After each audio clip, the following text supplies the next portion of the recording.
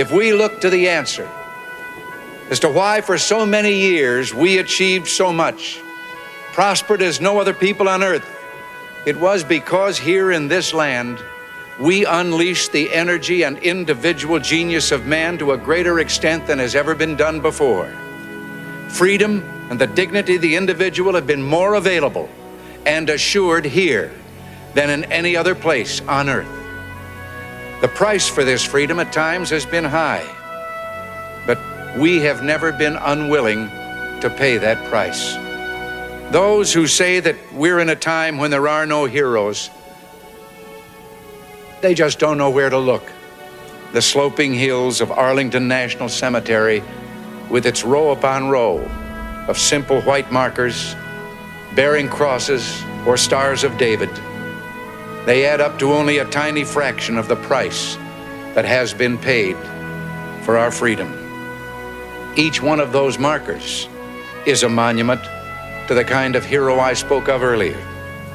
Their lives ended in places called Belleau Wood, the Argonne, Omaha Beach, Salerno, and halfway around the world on Guadalcanal, Tarawa, Pork Chop Hill, the Chosin Reservoir, and in 100 rice paddies and jungles of a place called Vietnam.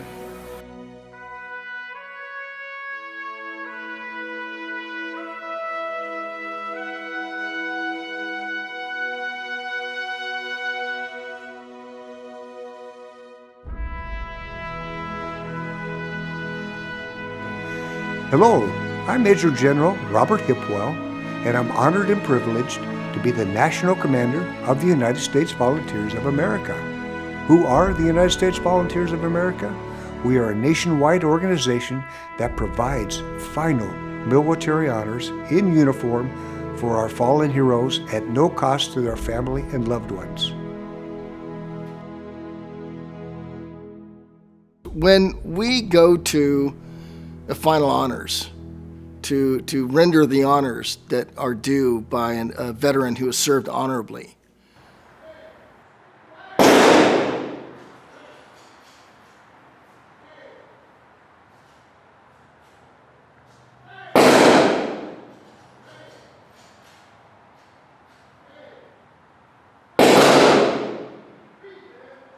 it's not unusual for us to be the only uniformed presence there.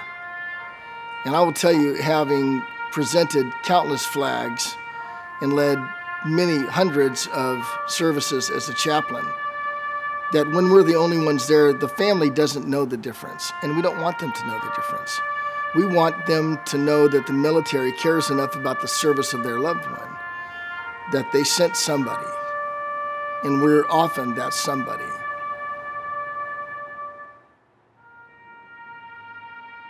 People are always asking me why I'm doing the funerals and do what I do with the veterans. And I tell them, I said, well, you know, I'm there to honor my fellow veterans, my brothers and sisters that I served with. Once you serve in the military, you have that bond. It's an honor.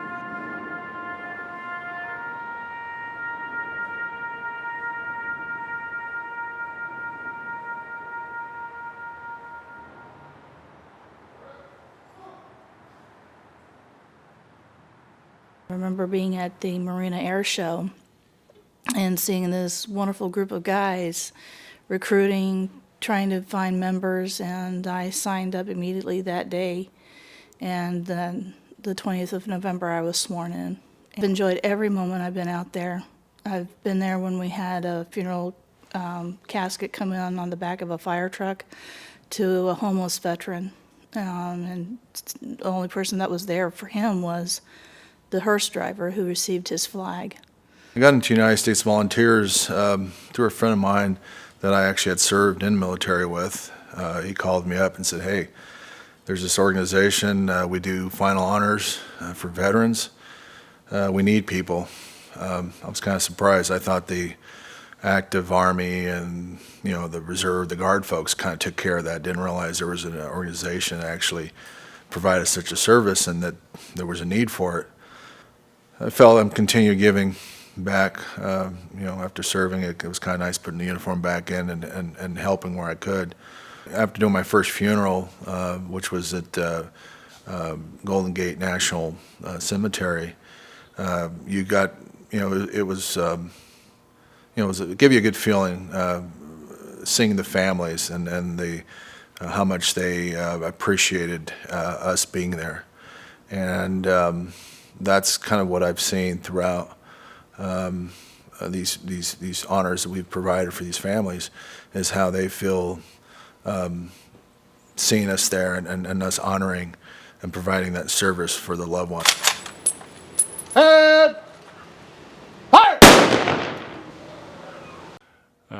And there are times that the military is too busy to really send somebody when they want it. The reason that I got into it is my dad passed away in '98. The funeral home at that time had contacted the military, and I don't know who they contacted. And they were told that they weren't available. And so I tried calling the Marine Corps base nearby because he was a Marine. And they didn't have anybody available. And I think part of it was they were busy at the time, but to me that was no excuse because of what the law says. Freedom and the dignity of the individual have been more available and assured here than in any other place on earth. The price for this freedom at times has been high, but we have never been unwilling to pay that price. We are Americans.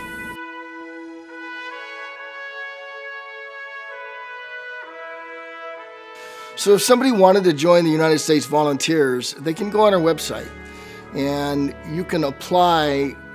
We have the application online, and you can send that in. And if we're in a state where there is a regiment, we'll hook you up with the individual who's the regimental commander or whoever their representative is. If you're in a state where there is no regiment, we are looking to add states all the time. And the best way to do that would be to contact us through the website. And I would encourage anybody who wants to start a unit, we will help you with it. We've already helped quite a few states start units in their local region.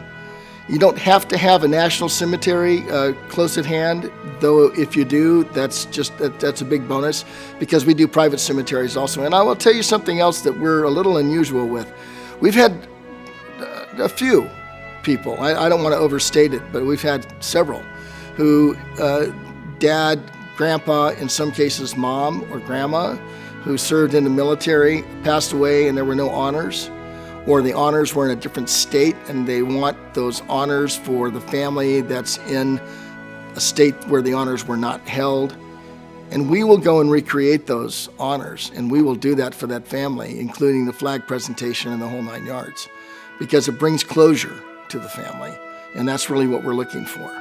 But if you are interested in starting a regiment in your state, we are very interested in talking to you. We have the means, the materials, and the process for doing that. I have traveled around the country to help people start these units up for the United States Volunteers. We've been very successful in the units. It takes one person with passion. It takes one person with the burn in their belly to get this done. And when that one person with vision and passion comes up, we usually see it, and we're paying very close attention to them. And then once they start, usually those people are drivers anyway, and they're going to get the job done, but we continue to support them.